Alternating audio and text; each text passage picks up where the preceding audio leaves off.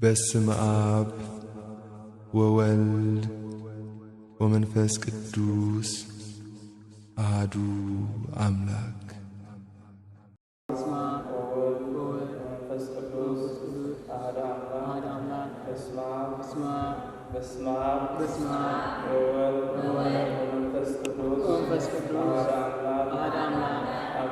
አሜን። እሺ ክርስቶስ ክርስቲያን ወልድ ወልዳን በሀብትን ጸጋና የመንፈስ ቅዱስ መንፈሳዊያን ተሰነቁም እግዚአብሔር ስጋ ነያልና ቅድስት ድንግል ማርያም ቃል ኪዳን አስራት ተባርካ ነኩሎም ያን እግዚአብሔር ጸሎትን በረከትን አማላጅነትን አምንት ዝቆንኩም እግዚአብሔር ስጋ በሐቂ አብዛጥንታዊት አጽናፋዊት ሐዋርያዊት ቅድስት ቤተ ክርስቲያን አመሰረት ነቢያትን ሐዋርያትን ተሰሬትኩም እትነቱ ካበብራት መንፈስ ቅዱስ ማኅፀን ሮያታኖስ በርባዓን ሰማንያን ስተወለድኩም ናይ እግዚአብሔር ስድራ ከመይ ቀኒኩም ከመይ ጽፎም ከመይ ጸኒኩም አሜን። ስሙ ምስጋን ዝፈጠረና እግዚአብሔር አምላክና ስሙ አመስግና ስሙ ቀዲስና ምስጋና ንረስና ንጽሕና መንግሥቱ ወርስቲ እንትንከውን ካብ ርሑቅን ካብ ቀረባን ናብ ዝኣክል ጽዮን ዝኾነ ሰማያዊ ምድራዊ ዘይኮነ ቃል ዘለኣለማዊ ቃል ከንቱ ዘይኮነ ዝነገረላ ቅድስቲ ቤቱ ንኽንገልጽ ኣእዛዝና ዘንቃሳቐሰ ኣእምሮና ዝነኣቐሐ ኣምላኽና እግዚአብሔር ክብርን ምስጋና ይኹኖ። ሰኣሊተ ምሕረት ኣፍቃሪተ የእግዚአብሔር ኣምላክ ድንግል ማርያም መልአክን ኩሉ እግዚአብሔር ሊቀ መላእክት ቅዱስ ሚካኤል ጸሎቶምን በረከቶምን ይክፈለና። እግዚአብሔር ጉባኤና ባሪኹን ቅዱስን ይሃበና። አሜን። እግዚአብሔር አምላክና ጉባኤና ባሪኹን ቅዱስን ይሃበና። መጀመርታ እግዚአብሔር አምላክ ክቡር በዓል ናይ መድኃኔዓለም ኢየሱስ ክርስቶስ በዓል አብቃዕና። እሺ በአቀስ ምስቲ ዘለና ሓፂር ግዜ ከወዩ እግዚአብሔር እዛዘላትና ሓፃር ግዜ ከም ትኻበጥቕም ካብ ቀረባ ተኣኪብናያ ዘለና ኣብዛ ዘላ ውስንቲ ዝኾነት ግዜ ግና ንህይወትና ወሳኒ ዝኾነት ኣብዚ ሓፃር ዘላ ክፍለ ግዜ ግና ንህይወትና ናይ መቀይሮ ምክንያት ዝኾነት ግዜ ነታ ዘላትና ግዜ ክንጥቀመላን ንስተውዓልቲ ኮይና ቃሉ ኣብ ጽላት ልብና ንክፅሓፈላ ናይ እግዚአብሔር ኣምላክ ሰናይን ቅዱስ ሰዋብን ይኹነና። ምክንያቱ ብዙሕ ግዜ ቤተ እግዚአብሔር ተመላለስና ኢና፣ ብዙሕ ግዜ ቤተ ኣምላክ ተመላለስና ኢና፣ ንቃሉ መዝሙር ኣድሚፅና ኢና፣ ንቃሉ ብዙሕ ግዜ ሰሚዕናን ኣንቢብናልና። እንድሕር ኣብ ቤተ እግዚአብሔር ምህላውና ብጥበብን ብምስትውዓልን እንተዘይተረዲናዮ ነዚ ምስጢሩ ንዝግባእ እንተዘይተኸታተልናዮ ህይወትና ካብ ተመላላሲ ኮይንበር ተመላሲ ኮይኑ ኣይነብርን። ስለዚ ኣብ ውሽጢ መፅሓፍ ቅዱስ እዚ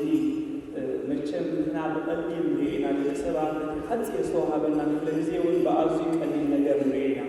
ካብዚ ናትና ብሰፊሕ ብሰዓታት ዘይልካዕ ብኣዝዩ ሓፂር ግዜ ተጠቂሞም መቸም እግዚአብሔር ንምንዋሕ ጸሎት፣ እግዚአብሔር ንምንዋሕ ቃል፣ እግዚአብሔር ተዛራባይ፣ እግዚአብሔር ንሓያል ጥራይ ዝሰምዕ ኣምላክ እንተዝኸውን ኣብ መጽሓፍ ቅዱስ ብኸምዚ ቅድም ተጻሓፈ ነይሩ። ግን እግዚአብሔር ካብ ዝወፃእ እዩ። ንእግዚአብሔር ኣምላክ ሓፃር ግዜ ተጠቀሞም ዝረኸብዎን ኣብ መወዳእታ ዝተዓወቶም ሰባት ኣለዎ። ንኣብነት ኣብ ውሽጢ መጽሓፍ ቅዱስ እንተዳሲስና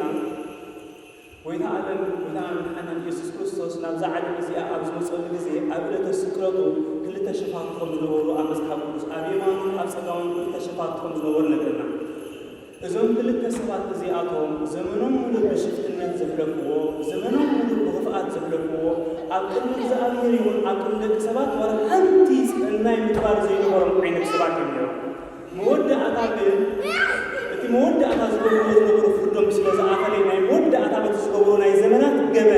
ገበነኛ ምዃኖም ክሳብቲ ዘመን ተሰዊሮም ንደቂ ሰባት የጥቅዑ፣ ንደቂ ሰባት ይዘምቱ፣ ይዕምፁ። እዚ ከምዚ እናገበሩ ክፀንሑ ከለዉ ኣብዛ መወዳእታ ሰዓት እዚኣ ግን ግብሪ ኢዶም ዝፍደዩላ ሰዓት ኣኺላ። ስለዚ ናይ ኣጋጣሚ መድኃኔዓለም ኢየሱስ ክርስቶስ ኣብ ዝስቀለላ ኣጋጣሚ እዞም ሰባት እዚኣቶም ኣብ መስቀል ምስ ክርስቶስ መፅኦም ንሳቶም ክልቲኦም بيمان مسقامن قوم خلو ازي ابنا يحق اي بكان اسرائيلاويان حق زنبري حال بدلنيا ويتا بدل زغبرسب ناي تحماق زغبرو عسبي مقصعتي دك سبات ارعيان تمرتن انت خول ابر يستبهل ناي غلغلتا بوتا غلغلتا مقابل ناي بيتانا يسكس ابريتا ناي بيتانا يسكس تسقللو مسقر زقبل بوتا يقول لنا اقديمو ግን ቆሞ ይግበረሉ ነይሩ እዚ ቦታ እዚ ብዙሓት ሰባት ዝቕፅዕሉ ዝነበሩ ዓስባት ተባኣቶም ዝወሃብሉ ዝነበሩ ቦታ እዩ ስለዚ ኾነ ጎይታና ኢየሱስ ክርስቶስ እውን ብመንፅር ንሕና ክንሪኦ ከለና ንድሕነት ንዓና ደቂ ሰባት ኢሉ ኣብ ቀራንዮ ከም ተሰቐለልና ኢና ንኣምን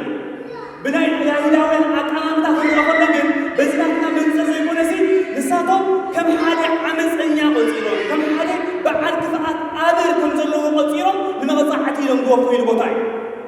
ስለዚህ ምዘም ተቆጽዑ ዝተኣከቡ ክልተ ሰባት ኣብ ማእኸሎም ከም ተሰቕለ ነገርና ስለዚህ ኣብ ማእኸሎም ምስተሰቐለ ግን ናይ መወዳእታ ሰዓት ምስ ኮነ ትእምርቲ ብሰማይን ብምድሪ ክረአ ጀሚሩ እቶም ደቂ ሰባት እቶም ዝፈጠሮም ደቂ ሰባት እኳ እንተዘይለይዎ እቶም እግዚአብሔር ንወዲ ሰብ ክፈጥሮ ከሎ ብዘደንቕ ፍጥረት ማለት ኩሉ ስነ ፍጥረት ምስ ፈጠረ ኣብ መወዳእታ ሰብ ነቲ ዝኸበረ ሰብ ግን ከምትን ካልኦት ስነ ፍጥረት ክፈጥር ከሎ ብይኹን ዝፈጠሮም ዘይኮነ ንወዲ ሰብ ግን ብኣርኣዩን ብኣምሳሉን ዝፈጠሮ እግዚአብሔር እቲ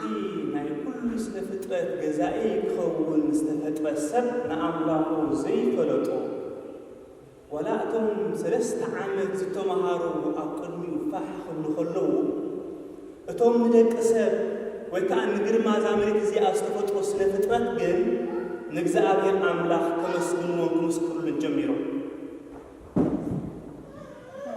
እዚ ፀሓይ ፀልመ ወሪ ተመሰለ ደመይሉ በአንጻረ መስቀል ቀዊሞ ዮሐንስ በከየ እንዘይብል ወይልየ አማአቶ ቅርስ ንብሳት ብዬ ፀሐይ ፀልመ ወሪ ተመሰለ ደመይሉ ፀሐይ ፀልሚታ እነሆ እቲ ብርሃን ዝሃበና እግዚአብሔር ደቂ ሰባት ብኽፋእ ስለ ዝቆፅዕዎ ብርሃንና ኣይንህብ ኢሎም ፀሓይን ወርሕን ከዋኽብትን ፀልመቱ ብመሬት ከዓ መቃብር ተኸፍተ ኣኻውሕ ተጨዱ እዚ ምልክታት እዚ ምስ ረኣየ እዚ ሰብ እዚ እዚ ኣብ የማን ጎይታ ዝነበረ ሽፍታ ኣብ ህይወቱ ከምዚ ንሕና ንማለሱ ዘለና ቤት ኣምላኽ ንእግዚአብሔር ከስምር ኢሉ ንድኻ ዝሓገዞ ንእግዚአብሔር ከኸብር ኢሉ ንድጋ ዝተሆቦ ወይ ከዓ ዝፀለዮ ዝምካሓሉ ዋላ ሓደ ነገር ኣብ ቅድሚ እግዚአብሔር የብሉን እዚ ኣለኒ ዝብሎ ካብ ኢሉ ዝገበሮ ነገር የብሉን ግብሪ ኢሉ እንተገንፂልካዮ ዓመፅ ዝተፃሓፎ ጥራይ ሰብ እዚ ኣብዛ መወዳእታ ሰዓት ግና እዚ ትእምርትን እዚ ነገራት እዚ ምስ ረኣየ ሓንፊጥ ኣሎም እዩ ጎይታይ ነው በመንግስትኻ ምስትመጽእ እንታይ ግበረኒ ዶ ተዘከረኒ ብሓቂ እሱ ዝበሎ ነስተውዕል ሕጂ ንሱ ዝበሎ ብዛዕባ ዛ ሕጂ ከማን ዘይኮነ ብዛዕባ ሻዓ ዝወርሳ ገነት ዘይኮነ ብዛዕባ እታ ትመፅእ ኩላትና ንፅበያ መወዳእታ መንግስቲ እግዚአብሔር ነው የሚልዎ ንሱ ግን ብሓቂ ብለካ ኣለዎ ሕጂ ኣብ ገነት ምሳይ ኣለኻ ይበስ ቃል ስ እግዚአብሔር ዝተመስገነ ይሆን ኣሚን ዝኸበረ ዝተመስገነ ይሆን ስለዚህ እንታይ ክንድልና ስድራ እግዚአብሔር መዋዕል እኳ ኣብ ሕማቕ ኣሕሊፍዎ እንተኾነ መዋዕል እኳ ብዓመፅ ብዝሙት ብክፍኣት ብኽፉእ ዝኾነ ስነ ምግባር ኣሕሊፍዎ እንተኾነ ኣብታ ናይ መወዳእታ ሰዓት ነታ ዘላቶ ውስንትን ሓፃር ግዜ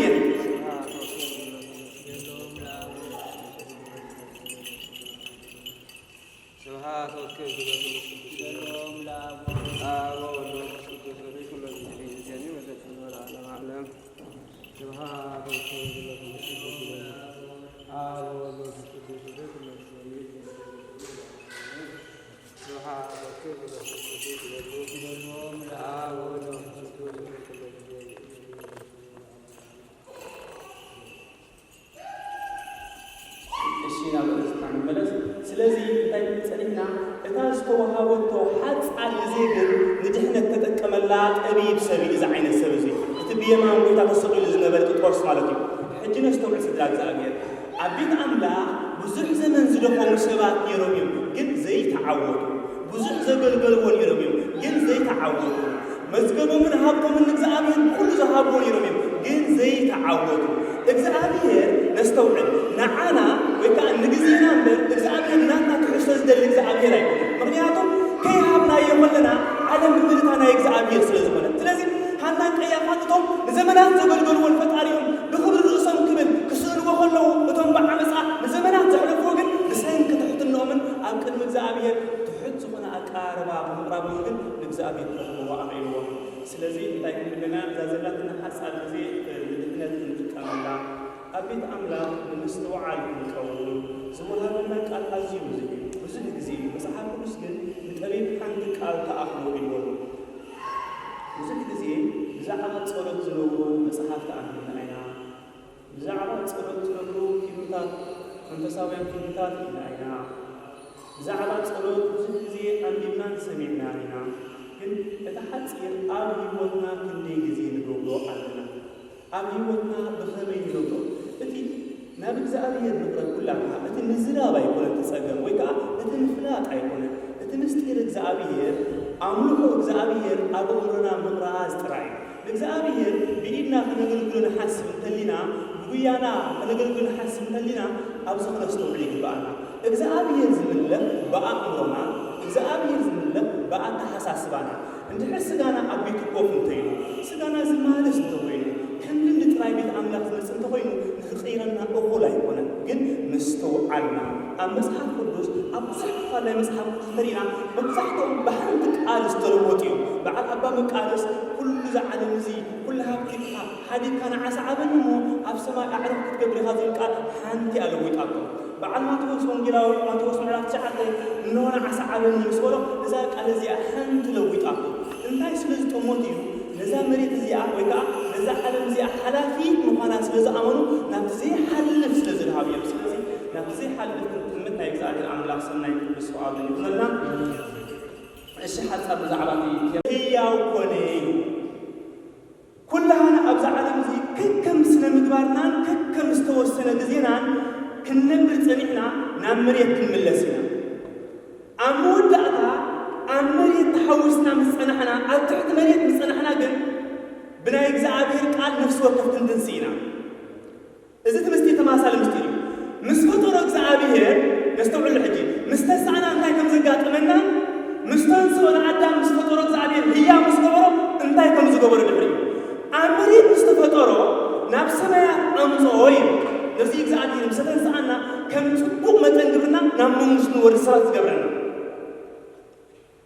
ኣብ ሰማይ ምስ ተቐመጡ ኣብ ገነት ምስ ኣተወ ኣዳም እነሆ ኣዳም ኢሉ እግዚአብሔር መጀመርታ ዝፈጠሮ ፍጥረት ኣብኡ ዝነብር ምስኡ ዝነብር ዓይነት ሰብ ገይሩ ይፈጢርዎ ንጹህ ባህሪ ገይሩ ይፈጢርዎ ንኣዳም ስለዚ እነሆ ኣዳም ኢልዎ ኣብ ገነት ካብዚ ኩሉ ኦም ገነት ብላ ካብዛ ሓንቲ ኦም ፍረ እዚኣ ግን ከይትበልዕ ኢሉ ካብዚኣ ዝበልዕኻላ መዓልቲ ግን ሞት ክትመውት ሞት ክትመውት ኢኻ ኢሉ ኣዳም ንሔዋን 7 ዓመት ነዛ ገረብ እዚኣ ክትዋድ ንፅንሖም ኣብ መወዳእታ ብናይ ፀላእ ሰናያት ናይ ዲያብሎስ ምትላል ምክንያት ካብዛ ገረብ እዚኣ በልዑ ዲያብሎስ ባህሪ ሰዊሩ ናብ ኣዳም ንሔዋን ምስ መፅአ ሔዋን ኢሎ እግዚአብሔር ዳ ካብዛ ገረብ እዚኣ ኣይትብልዕ ኢሉ ንሳ ምስ መን ትዛረባ ዝነበረ ስለዘይስተውዓለ ምስ መን ትማኸር ከም ዘላ ስለዘይስተውዓለ እወይ ኢላ መጀመርታ ምስ ወደሳ ተቐቢላ ካልኣይ እወ እግዚአብሔር ካብ ኩሉ ኦም ገነት ክበልዕ ዓዚዝና እዩ ካብዛ ሓንቲ ኦም ገነት እዚኣ ግን ከይትበልዑ ኢልና ካብዚኣ ዝበላዕኹና በዓል ከዓ ሞት ክትሞቱ ኢኹም ኢልና ኣይትሞቱ ኢኹም ኢሉ እንሆ ካልኣ ካብዛ ገረብ እዚኣ ዝበላዕኹምሎ መዓልቲ ከምኡ ኣምላኽ ትኾኑ ኣዕንትኩም ከዓ እንታይ ይኸውን ኣዕንትኩም ከዓ ክፈተልኩም ኢልዋ ሔዋን እዚ ነገራት እዚ ኣየስተውዓለን ቀዳማይ ምስ መን ትዛረብ ከም ዘላ ምስ መን ትማኸር ከም ዘላ የዕንትኩም ክፈተልኩም ስለ ዝተባሃለ ጥራይ መንፈሳዊ ዓይነት ዓፂም ስጋዊ ዓይነት ንክትፈተላ ስለ ዝተበኻ ሔዋን ካብዛ ገረብ እዚ ኣልዒላ በልዐት ትብለና በዚ ሓጢኣት ናብ ዓለም ኣትዩ ሕጂ ነስተውዕሎ ሓጢኣት ናብ ዓለም ዝኣተወ ብሰሪ እዛ ገረብ እዚኣ እዩ ሓጢኣት ናብ ዓለም ዝኣተወ ብሰሪ ካብዛ ገረብ እዚኣ ዝነጠበ ፍረ እዩ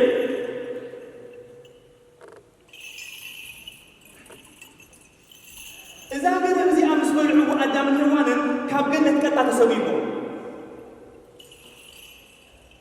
ስለዚ ካብ ገነት ምስ ተሰጎጉ እግዚአብሔር ኣምላኽ እምበኣር ንምድሓነት ንደቂ ሰባት بسدتنا تغطينا بزمريت زي بسدت زمز بسنك إذا قرب زي ما عصنا يقلنا تعاطي سلازي إجزابير كتحنا الناس لازم نبرو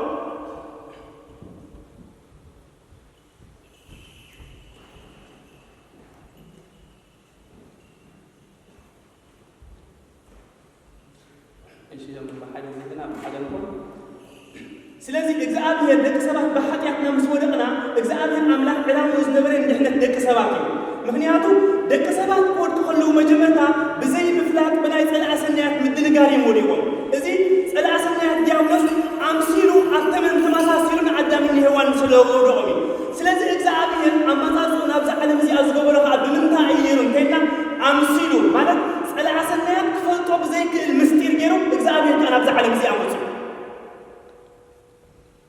كنت عدام الهوانن بزاقرب زي عمغنيا إذا قرب توليعهم كتموتي يخم مستباهلو إذا قرب اسمه عن تايقوينو عدام الهوانن مويتو مغنياتو قال إجزابير أحلفني انت بليعهم ما كتموتي يخم اليوم عدام الهوانن مويتو سلازمو تحج كل زي انتاينا نبنسولنا عدام الهوانن زاقرب زي أبليعما وزي زي مسحاب مستاريخ يجمل كلني عدام الهوانن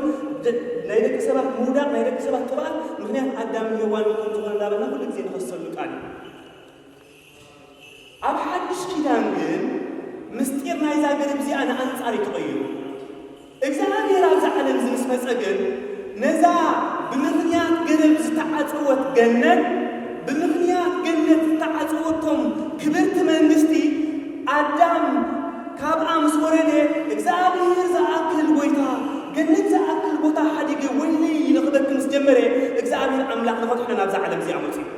سلازم اسمعي بسنك خابزا قرب زي عسنت أبا قرب زبولع قرب سلازموته إجزابير أبزا عدم زي عموتيو أب قرب مالك أمسكال تسقلي سلازي أمسكال مستسقلي إنه هويلو دميز ستيه سقاي زبلع داي تقولم نايزل العالم يوم قالوا سقاي دميز زبلع نايزل العالم يوم حجنا استوعلو كابا أقدي ماس نبرت قرب زمز أفري بدك سبات نقتلنا مخنيات وينيو بتهادي حراس نبرت مسكال كاب أزنة أبي جمجن بدك سبات مخنيات تحنك وين الله سلازي نفس وقتنا نايزها لك أستحقق مغانا غنا استوعلك بأنا كم تنسى أبيرا قدمنا أدام نوانا كابزا قرب زي أزولا حنا معدي كتموتي يقوم زبولهم أدام نوان نحرم بلعم زموتو نعنا نفس وقتنا هم أدام نوان استوها بنا حق علنا نصبع سقاين دمين زي بلعب نايزل على نيوان يقول لنا سلسة أو تصنعنا من دمر نايزل على الأملاك سنة يكون السؤال لنا لذي حجيك بس إراد الاستوها الأب ونزاهي لك على الانتهي من بلد سمالو إجزاء بهيري لهم نسهم تفتورو نعوه مسلي لهم نعنا سفترنا نعوه مسلينا دك سبات كن بسنة حتيات نعوه مسل سلزي تخعلنا إجزاء بهير أملاك نسمع أنا مسلي لهم نسمع أنا مسلي إجزاء بهير نعنا زمسل الله عني نعنا زمسل الإجزابير نحن عندي نعوه مسليل وسلك أرس الإجزابير أملاكنا خبر الاستمسكنا يقول سلسي إجزابير أملاكنا نتحق أن يمسلنا مليسنا ناب إجزابير أملاك بلنسهنا مدبلسنا قريبنا كم دي عبارة يقولوا أنا عبارات كنت نبريز ولو أو كنت نبري إجزابير لقفنا كم زهاي لك أزي كندنا حادث تاريخنا يومتنا ذكرنا أبوتات تزاروا كلهم تايلو أب هذا قدام هذا أقدم منك قدام نتاو يموتوا ملوك بحث يحزح لفاعل السر أم يموتوا بدي اكتسابات تقولوا كل حين حتى يحبيروا زمن الزائرة هو سلك الزائرة هو بعنس الزائرة هو كل حين حتى يحبيروا لله زمن هذا الزائرة هي المرحة نتابع مقدس نسميه السلوك بزي فرحات الزائرة بزي فرحات الله ملك زمنه مخنيات مبدل مخنيات حتى تنجير واصل زائر تبزيوت سيحلون آمين يقولوا كم زمان نحلفت كلا لحد زمانات على المجزين السنة المسحلفة التي كبروا وزبطوا بزين خونوا وزبطوا بزين مسحلفة أما لا أتولى أنت زي ما نقول صدقون ما تشوف نايكون سأقعد غلط كنيسة كريستيانية أما كريستيان ንዕትኸውን ስራሕ እግዚአብሔር አቤት እግዚአብሔር ዘይ ጊዜ ለብልብሎይና መቸም ዝግባአና መስለና ነፍስ ወከፍና አቤት አምላክ ማታ ዝኾነ ቦታ አገልግሎት ይምናሉ ከነገልግሎት ዘይኮነ የመጀመርታ ተደረገ እንባሉ ዘይኮነ የመጀመርታ ተንታፈሉ ክንኖሩ ዘይኮነ የመጀመርታ ተማሩ ዛዕባ ሰበት ነገሮች ዘይኮነ የመጀመርታ ጽልየሉ ነው እግዚአብሔር ታቦታና አና የምናዝ ስለዚህ ስለዚህ አቤት አምላክ ለሸይ ሲሐረክ ታኒ ስለዚህ ስራ ወርዲያ አቤት አምላክ አሊም ስለዝኮነ ዘመን ወደ ኃጢአት ይሩ እብሩዳ ገና በጓዳ መጣው ዳታ ስለዘከረ አሞ ዳታ አቤት አምላክ ወርዲያ ከነም ሰባቱ ተያኻዚ ድምጽ ኮይን ካወቃዝ ቤት አምላክ ዝኩን በቃ ህልካሳት ቤት አምላክ አኺን ካይሎ ብዙ ሐሳባት ቤት አምላክ ከመታኝ ወይና ቤት አምላክ ናይ አውሩ መከብ ጥራት ዘአሮጉ ዝመጽሉ ዕድመ ዘሕለፉ ዝመጽሉ ኣብ ዘበደጋንካ ቆርብ ዝመጽሉ እግዚአብሔር ሽዑ ዝደልየካ ዓለማዊ ንጉስኳ ኣእጋና ዘይደልየና ናብ ሓደ ውስን ቦታ ንእልየሉ ዝወስደና እግዚአብሔር እንታይ ክንቀልዩ ኣብ ዝምድርጋና ክደል ከምቲ ኣብ ጊዜ ንእስነትና ነዛ ዓለም እዚኣ ነድልያ ኣብ ጊዜ ንእስነትና ንእግዚአብሔር ይኢና ሃብቲ ኣብ ጊዜ ንእስነትካ እምበር ኣብ ጊዜ እርባንካ ኣይእከብን እዩ ናይ እግዚአብሔር ጸጋን በረከትን ከዓ ኣብ ጊዜ ንእስነትካ እምበር ኣብ ጊዜ እርጋንካ ይኮን ጥራይ ዝርከብ ጊዜ ንእስነትካ ክደክም ዝኽእል ንእስነት ክጽሊ ዝኽእል ንእስነት ክወራጨፍን ክጎይን ክነብዕን ክሰግድን ዝኽእል ንእስነት ከለና ነፍሲ ወከፍና ንኽልና ክንክል ግባእና ዝንገብር እግዚአብሔር ይክፈና ስለዚህ ቤት አምላክ ዋርዲ መስኮኑ ሽል ሰባት ከሓልዩ ከለዉ ምናልባት ይቦ ዘመነይ ሙሉ ብሓጢአት ሕሊፎየ ህይወተይ ሙሉ ብሓጢአት ሕሊፎየ ሕጂ ኣብዚ ቤት አምላክ መፅእ ዘለኹ ግን ብኸምኡ ንእግዚአብሔር የገልግለሉ በቃ ካልእ እኳ ተዘይገበርኩ ኣብ ውሽጢ ኣተካ ብዙ ተዘይለይ ግን ኣብዚ ደገ ኮይኑ ምፅራይ ነዝምኻንሸሎ ምሕላወይ እዚ በረከት ዝንዓይ ይኹን እዩ ዳሓካ መወዳእታ መልኣከ እግዚአብሔር እዛ ነፍሰይ ክወስዳ ከሎ ኣበይ ኔርካ እንትበለስ ኣብታ ቤት አምላክ ኔራ ፀኒሓት እንኳብሎ ኢሉ እግዚአብሔር ከምዚ ሓሳብ ይሃበና ኣብ ቤት አምላክ ብኸምዚ በተቀድ ልቢ ብንጽህና ዘለዎ ልቢ ክነብር እግዚአብሔር ደግፈና ከምዚ ኢሉ እናነበረ ከሎ ካብ ዕለታት ሓደ መዓልቲ ኣብ ኣፍ ደገ ቤት መቕደስ መፅእ ቅዳሴ እናተገበረ ሰንደቅ ዓርዲ ኣፍ ደገ ኮይኑ ውሽጢ ኣለዉ ዝሰምዑ ንሱ ግን ብደገ ኮይኑ ሰማዕ ኣለዉ ብዙሕ ግዜ ንእግዚአብሔር ኣብ ቀረባ ኣሎ ሂወት ኣብ ቀረባ ኮይና ነገልግሎ ኣብ ቀረባ ኮይና ነገልግልና ሂወትና ግን ካብ እግዚአብሔር ኣዝዩ ርሑቕ እዩ ምስ ኣገልግሎት ጥቡቕ ርክብ ምህላው ማለት ምስ እግዚአብሔር ጥቡቕ ርክብ ምህላው ማለት ኣይኮነን ምስ ንዋያተ ቤተ ክርስቲያን ጽቡቕ ፍቅሪ ምህላው ማለት ምስ እግዚአብሔር ጽቡቕ ፍቅሪ ምህላው ማለት ኣይኮነን ምስ እግዚአብሔር ጽቡቕ ርክብ ክህልወና ዝኽእል ኣእምሮና ንእግዚአብሔር ቦታ ዘለዎ ከም ናይ ቃኤል ካብቲ ግፋፍ ዝኾነ ካብቲ ክርዳድ ዝኾነ ዘይኣምላኽ እንታይ ከይገብሮ ኢልካ ምውሳድ ዘይኮነ ከም ናይ ኣብይል ምሩፅ መስዋእቲ ማለት ምሩፅ ግዜ ካባና ይደሊ እግዚአብሔር ምሩፅ ዝኾነ ዕድመን ዘመንን እግዚአብሔር ካባና ይደሊ ተረት ዕድመ ግን ካባና ይደሊ እግዚአብሔር እዚ ክንገብር እግዚአብሔር ደግፈና ሽዑም ኣዶ ቤት መቕደስ ምስ መፅአ ወንጌል እናተነበበ ከሎ ክሰምዕ ጀሚሩ እታ ወንጌል እንታይ እያ ትብል ነይራ እዛ ሕጂ ዘለያ ነይራ ኣባይ ንበሩ ኣነኻ ኣበኻ ክንክነፍተል ስጋይ እንደመይ ዝበልዐ ናይ ዘለዓለም ህይወት ኣለዎ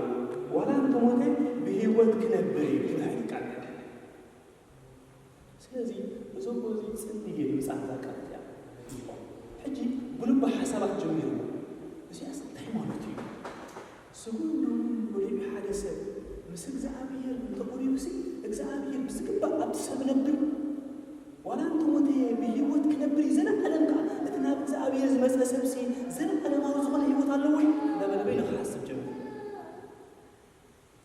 ዕላማ ስለ ዝነበሮ ነቲ ኣቦ ሓቱ ኣቦ ከምዚ ዝብል ንበባ ከምኡ ዝወደብ ከምኡ ስጋ ደም ወልዲ እግዚአብሔር ዝበልዐሲ ናይ ዘለዓለም ህይወት ኣለዎ ዋላ እንተሞተስ ብህይወት እዩ ዝነብር ብሎ ኣቶ ዕድሚኡ ኣብ ዝሰግፍ ዕድመ ስለ ዝነበረ ማለት እዩ እውን እሱም ብዛዕባ ኣፍልጦ ስለ ዘይነበሩ ብልሕጂ ኣቦ ቅዱስ ውሳኔ ስለ ዝነበሩ ቅዱስ ኣተሓስባ ስለ ሕጂ ከም መጠን ዝሰማዕናዮ እንተዝቕየር ነይሩ ህይወትና ከም መጠን ዝሰማዕናዮ እንተዝልወጥ ነይሩ ህይወትና እግዚአብሔር ከምትን ቀዳሞት ቀረባ ዝነበረ ንዓናውን ምክንያቱ ኣብ ፍጥረቱ ኣፈላላይ ዘይገብር እግዚአብሔር ግን ኣብዚ ሰማዕናዮ ኣይፀናዕና ኣብዚ ሰማዕናዮ ኣይከድና እግዚአብሔር ኣብዚ ይሰውረና ስለዚህ ቀጥታ ሽዑ ወስዶ ዘልዩ እስከ ሕጂ ህይወትና ንመዛዝም እስከ ሰዳ እግዚአብሔር እዚ ሰብ እዚ ዘሙን ሓጢአት ዝሕልፎ ኢሉ ኣብ መወዳእታ ከባቢ ከም ዋርድያ ኮይኑ ይወፂልና ነዛ ሓንቲ ቃል ሰሚዕዋ ግን ህይወት ክወስዳ ደልዩ ድልየ ዲባያ ተሳኢኑ ሕጂ ክንደይ ዘመን ተመላሊሱሉ ህይወትና ናይ ጸሎት ድልየት ጥራይ ግን ዘየብልና ኮይኑ ሓሊፍና ህይወትና ክንደይ ግዜ ክቆርብ ደሊ ግን ዘየብሉ ኮይኑ ክንደይ ግዜ ቅዱስ ናብራ ክነብር ደሊ ግን ዘየብሉ ኮይኑ ህይወት ሓሊፍና እዚ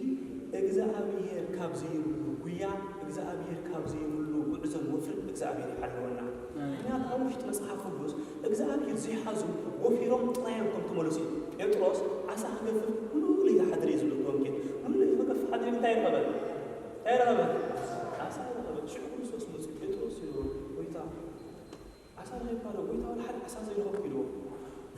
ኣይረኸብከን ወላ ሓደ ዓሳ ዘይረኸብኩ ኢሉ ሙሉ ሌላ ትኮለልክላ ይረኸብኩን ኢልዎ በልዎ ናብዛ ኣብላ ኢሉ ሕጂ መን እዩ ዝሰሉ من يزلوا ويتاي مشكل من يسيدي حجكن كم قال كاينو يفت እግዚአብሔር ኢየሱስ ጎበሮ ጉዕዞ ከም ቃል እግዚአብሔር ስለዝኸደ ከም ቃል አምላክ ስለዝኸደ ግን ሽዑ መርበቡ ክበታኽ ክሳብ ዝኸል ዓሳ ከም ዝረኸበ ይነግረና እግዚአብሔር ስለ ቃሉ ዝኸበረ ምስተመስገነን ይሆን እዚ ናብ ቃል ንመለስ ስለዚህ እዚ ኣብ ወዝሮ እዞም ወዝዮ ምኽል ማዕዳን እዩ ስለዚህ በግባት ክትቀበሎ ከም ዘለካ ከተስተውዕል ከም ዝግባእካ ካብ በረከቱ መርገሙን ክበዝሕ ዘይምስዋዓት መርገሙን ክበዝሓካ ከም ዝኽእል ንዑ ክትወስዶ እንትረካ እንታይ ክትማልእ ከም ዘለካ ንዑ ከምዚ ኣብዛ ዓዲ ነፍሲ ወከፍና ክንመሃር ከለና ካብ ሓደ ዓውድ ናብ ሓደ ዓውድ ክንሰግድ ከለና ክንማልኦ ዘለና ነገራት ንዑ ክትወስድ ከለካ ከተማልኦ ዘለካ ነገራት ኣለካ ስለዚ እዚ ምስ በሎ ሱባኤ ተዋሂብዎ ሱባኤ ፍፂሙ መዓልቲ ኣኺላ ቀበል ይመፅእ እግዚአብሔር ናብ ዘይብቃዕና መዓልቲ ኣኺላ ምስ መፅእ ናብ እግዚአብሔር እጅ ነስተውዕሎ ስለምንታይ ኣብ ዝመፅእ እዩ ንዝብል ራእይ ስለ ዝነበረ ካልእ ምስጢር ራእይ ይርቡ ኣብ ህይወትና ራእይ ዘይብሎም ተመላለስቲ እንተኮይና ተመላለስቲ ጥራይነት ዘይንምለስ ሰባት ኢና መጀመርታ ራእይ ነስተውዕሎ ጾም የጥኒ እዩ ጸሎት የድክም እዩ ኣቦታት ክዛረቡ ከለዉ ካብ ጥዑም መባልዕን ካብ ጥዑም ድቃስን ከይተፈለኻ እግዚአብሔር ኣይሰምዕን ንብሎ ነስተውዕሎ ጥዑም ድቃስ ጥዑም እዩ ናፍላይ ድቃስ ክንመፀና ደስ ይለና ጥዑም መባልዕ ጥዑም እዩ ስለምንታይ ንፀውር ስለምንታይ ንፀልይ ስለምንታይ ካብ ፍትወት ስጋ ንሕሎ ስለምንታይ ካብ ዝሙት ንሕሎ ዝሙት ኮ ገዳኢ ጥራይ ዝመስሎም ሰባት ዝሙት ንነፍስኻ እዩ ጎዳእ እለ ንስጋኻ ግን ጎዳእ ይኮን مبلع نفس هذا عقل زحل مبلع زود جنبر السكا خاجن يجزم المراي ودان مدك عاس السكا خاص ودي يقول سلمن تاي ادخل كلمه يوم ابزي حجت وانا راعي زبها راعي زي كل سبا نزم نغرات زي اتم كبر كبيد ابو نزم نغرات زي اتم كحد كله ግን حد نغرات قبل كم زغون انت امين لو ما جاب لك الفطي علماء تمرت كلها نحن مهار كلنا كم مجمع تاجميل كان كسب لا علم مهار كلنا كلنا اسكن بمبو نفسنا تمرتي نسأل له نفوت من علماء تمرتي نفوت تطايق نستوعب سنبتنا يمشي بزيادة دست للناس علمنا يمشي ما عدت لنا أبي ما عسدس لنا بقى عمرنا حفاظ جبل السلام وين تسنن ما أسمع عربي عربي تاي نسمع ده عربي لا سأل كنا بمعاد خاب مثنا سأل كنا بمعاد سلسلة سلسلة هاي ربي سمت هنا من كم ساعة عسى تجميل سقف على عصا حدنا بس كيف لنا سمت في كان حاب عصا حس ما ربي عربي كنا وراك متى هاللو كنا يقول دس نبغى كذا سيرة ما كنا نقول ده معاد سلسلة ما ربي سلسلة هاي ربي هوتنا دليت نايم مسعار دليت نايم مهار خوف دك صلاة خوف كم بترعين لنا تقريبا خوف كم بترعين لنا سلمن هاي المهار رئيس لزلنا كي تمهارنا ولا حد تنقبل سلزين غير كن مهارات سلزين نقول مرتهم تستغلنا بركم بركنا دك أساتنا قد بحاجة فنسينا دك أساتنا قبل هاي قبل ንኸይድ ምክንያቱ ተዘይተማሂርካ ኣብ ቤት ትምህርቲ እንታይ ክበረካ እዩ ፀሓፈካ ትስጎው ኢኻ ኣብ ትምህርቲ እዚ ሕጂ ዕላማ ኣላ ኣብ ርእስ ናይ ነፍሲ ወከፍ ሰብ ተዘይ ከይደ ትምህርቲ ኣነ ክስጎው ሪኢኹም ተዘይ ፀልየ ግን ካብ መንግስቲ ክስጎው ክትብል ኣእምሮ ግን የብልን እዚኣ ስለዘየላ ሕጂ ኣይንፅልን ኢና ኣብ ትምህርቲ ዘይትስጎው ንፈልጦ ኮይና ዝሕለፍናዮ ዘመናት ትምህርቲ ዘይትስጎገሉ ቤት ትምህርቲ ከመይ ዳርጋ ኢኻ ትኸይድ ማይትኸይድ ኢኻ ትደሊ ወይ ነሽሙሽከልና ጀማር ትምህርቲ ከሎ ዘይግደሰካ ተባሂሉ ደሊኻ ተብቁሶለ ስማዕ ኣንቲርባዕ ማዕናብካ ኢኻ ትኸይድ ብጥንቂ ትተሓዘው እንድሕር እንትኾንካ ግን ናይ ግድን ክትስዕድ ስለዚ ደረጃ ንክትወስብ ክትፍተን ኣለካ ክትደክምካ ኣለካ መንፈሳዊ ሂወትና እዚ ሕጂ እቲ ራእይ ዝበሃል ሓደ ሰብ ካብ ክፉእ ክኽልከል ከሎ ካብ ክፉእ ክኽልከላ ከሎ ንነፍሱ እቲ ጥዑም ክሓድግ ከሎ ኣብ መወዳእታ ብዝበለፀ ክብሪ ክረኽቦ ምዃኑ እግዚኣብሔር ናብዛ ዓለም እዚኣ ክመፅእ ከሎ ነፍሲ ወከፍ መዓልቲ ዝገበርናዮ ኣይኮነን ናይ ፀጉርና ንጣር ዝፈልጥ እግዚኣብሔር ስለ ዝኾነ ናይ ነፍሲ ወከፍ ስነምግባርና እግዚኣብሔር ክበልና ምዃኑ ክኣምን ክንክእል ኣለና እንድሕር እዚ ነዚ ኣሚንና ራእይ እንተዘይሃልይዎ ሂወትና ግን ክንደክም ኣይንክእልን ክንፅሊ ንኽእል ኢና ምክንያቱ ካብ ምድካም ዘይምድካም ስለ ዝሓሻ ንስጋና ራእይ እንተሊና ግን ክንደክም ኢና ብዝግባእ ክንደክም ኢና ምክንያቱ እቲ ንቕበሎ ዘለና ዓስቢ ኣዝዩ ብዙሕ ስለ ዝኾነ ሂወትና ክደክም እዩ ስለዚ ዘቦ እዚ ራእይ ስለ ዝነበረ እዩ እምበኣርካስ መንፈሳዊ ወስዳ እግዚኣብሔር ራእይ የድልዩ እዩ እግዚኣብሔር ምሳና ንኽነብር ንሕና ምስ እግዚኣብሔር ክንነብር ምስ እግዚኣብሔር ምንባር እንታይ ጥቕሙ ከም ዘለዎ ኣብ እምራ ራእይ ይኽህልዎ ግቦ ራእይ ዘየብሉ ኣገልግሎት እንተኮይኑ ግን ዋላ ቤት ኣምላኽ እንተተማለስካ እንተነበርካ ብዝኾነ እንተገልግልካ ኣብ እግዚኣብሔር ዘብፅሕ ኣይኮነን እግዚኣብሔር ካብዚ ይሓልወና ስለዚ ግዜኦም ኣኪሉ እዚኦም ኣብ ቁርባን በፂሖም ማለት እዩ ምስ በፅሑ ሽዑ ኣይረኸሉ ተቐብሎ ሰብ ይፀርብ ኮፍ ይብል ማለት እዩ ኩሉ ሰብ ይኸይድ ኮይኖም ዶ ሽዑ እግዚኣብሔር እንታይ ብሎ ጎይታ ኢሉ ሕጂ ኣብ ቃልካ ከም ዝበልካዮ ባዕልኻ ከም ተዛረብካዮ ስጋይ ዝበልዐ ደመይ ዝሰተየ እንታይ ኣለዎ ኣቤት ናይ ዘላለም ሂወት ኣለዎ ኣነ ከዓ ምስታ ክገብር ኢልካ ኣለኻ ክነብር እየ እምበኣርካስ ጎይታ ኢልዎ ካብ ሎሚ ስጋኻ በልዐ ደምካ ሰተየ ተቐዲሰ እምበኣር ካብ ሎሚ ኣነ ስጋኻን ደምካን ስለ ዝበላዕኹ በይነየ ኣይክንኩን መን ከላይ ኣሎ ምሳይ ንስኻ ከላይ ምሳይ ኣለኻ ሕጂ ኣብ ጉዕዘይ ኩሉ መን ኣሎ ምሳይ ንስኻ ምሳይ ኣለኻ ስለዚ ነው ሕጂ ንስኻ ምሳይ ስለ ዘለኻ ኣብ ኣካለይን ኣብ ሰብነተይን ተኻፋሊ ስለ ዝኾንካ ምሳይ ብምልኣት ስለ ዘለኻ ኢሉ እምበኣርካስ ሕጂ ኢሉ ካብ ድኻም ሓሊኻ ካብ ድኻም ዓቂብካ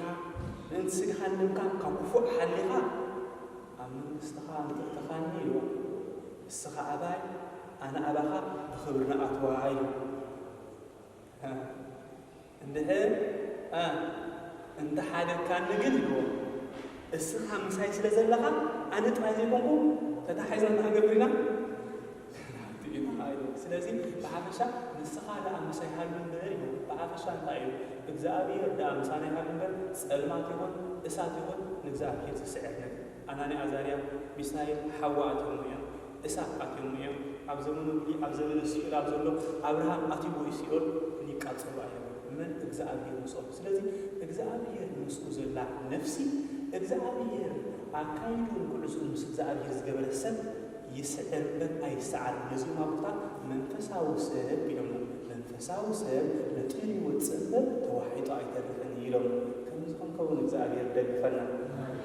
ስለዚ ለዚ ልብ ኣምላክ ቅዱስ ዳዊት እንታይ ብሎ ኣብ መዝሙር 9 ቁጥሪ 1 ኣብ ፀግዒት ልዑል ዝነብር ኣብ ፅላል እትኩሉ ዝኽእልካ ኣይሰፍር ኢሉ ንህይወትና ኣብ ፀግዒ እግዚአብሔር እንድሕር ተንቢርናያ